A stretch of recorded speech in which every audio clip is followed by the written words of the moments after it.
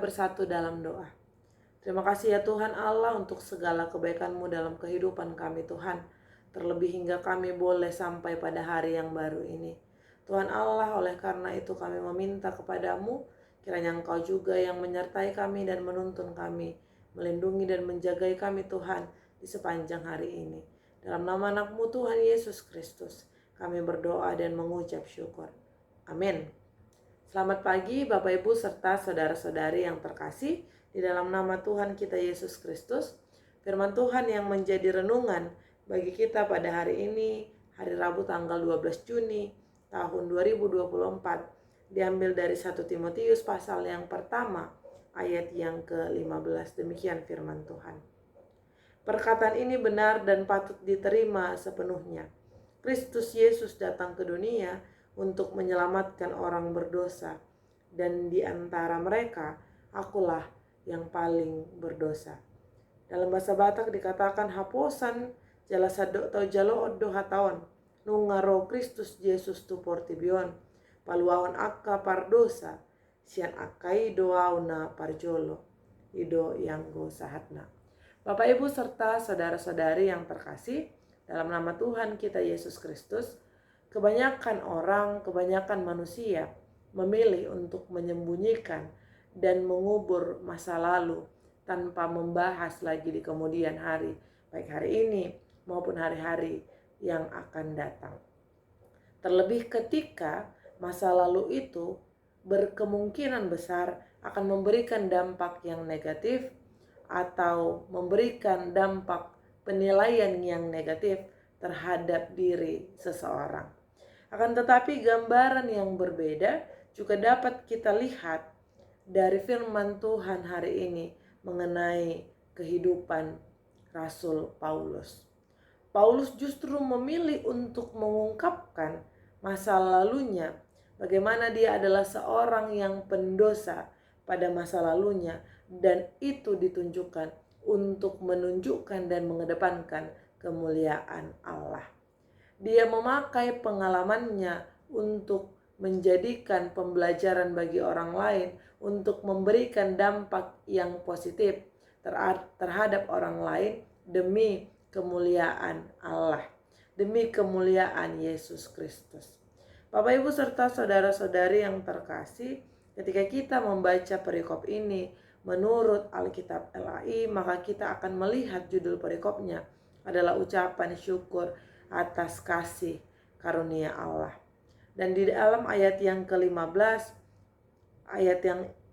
kita dapat melihat perkataan ini benar dan patut diterima sepenuhnya.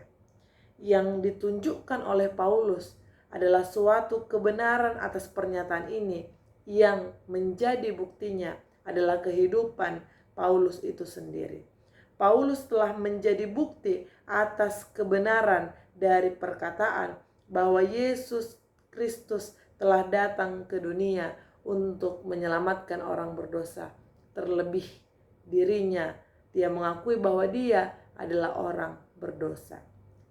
Umumnya ketika seseorang telah mendapatkan kepopuleran atau mendapatkan nilai yang positif dari orang lain, maka mungkin di dalam dirinya akan sangat berlawanan untuk mengungkapkan kelemahan, untuk mengungkapkan kesalahan di masa lalunya. Akan tetapi Paulus merasa penting untuk mengungkapkan itu demi menunjukkan bagaimana Yesus itu berkarya di dalam kehidupan seorang Rasul Paulus. Bahkan di ayat ke-12 dia telah bersaksi bahwa Yesuslah yang menguatkan dia di dalam proses pelayanannya. Tidak hanya memanggil dia untuk menjadi pewarta firman Allah, tetapi Yesus juga menguatkan dia di tengah-tengah pelayanannya.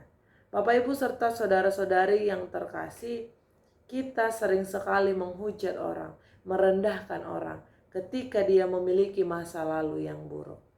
Tetapi justru Paulus menunjukkan hal yang berbeda.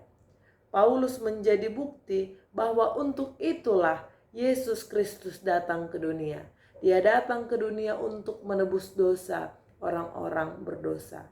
Akan tetapi yang menjadi tanggung jawab kita sekarang adalah bagaimana kita sebagai orang berdosa yang telah diselamatkan, kita dapat memuliakan Tuhan melalui kehidupan kita.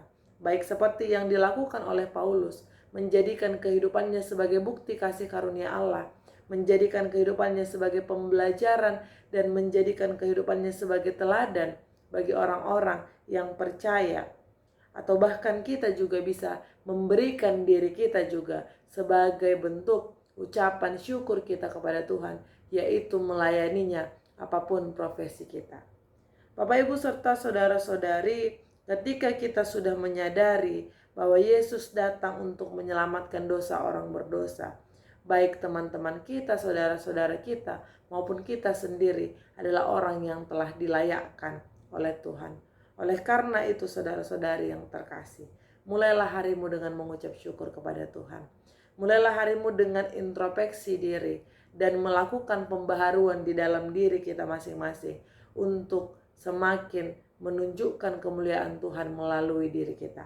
Selamat melakukan aktivitas. Tuhan Yesus memberkati kita semua. Amin. Kasih karunia dari Tuhan Yesus Kristus serta kasih setia Allah Bapa dan persekutuan Roh Kudus memberkati dan menyertai kamu sekalian hari ini, esok, dan sampai selama-lamanya. Amin.